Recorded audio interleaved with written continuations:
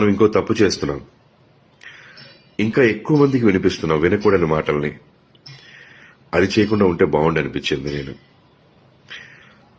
Okay, మనం బాధ్యతగా ప్రవర్తించాలి అని అనుకున్నప్పుడు సమాజం పట్ల ఎక్కువ మందికి ఇది వినకూడదు, ఎక్కువ మంది ఇది వింటే పాడవుతారని ఫీల్ అవుతున్నప్పుడు దాన్ని తీసుకొచ్చి మళ్ళీ మనం వీడియో ముందు వినిపించడం అనేది అవసరం లేదు. దానికి లీగల్ గా మనం ఏ యాక్షన్ తీసుకోవాలో తీసుకోవచ్చు, మనం ఎలా బుద్ధి చెప్పాలో చెప్పొచ్చు, ఇదంతా చేయొచ్చు. ఆ వీడియో చూపించి మాట్లాడడం ఒకటే కాదు, దాంట్లో 2-3 బూతులు ఉంటే మనం 20-30 బూతులు మాట్లాడుతున్నాం, 100 బూతులు మాట్లాడుతున్నాం. దయచేసి మేల్కోండి. సమాజాన్ని ఉద్ధరిద్దాం అనే ఒక ఉద్దేశంతో బయలుదేరి సమాజానికి ఇంకా నష్టం చేస్తున్నామేమో, అది ఆలోచించండి.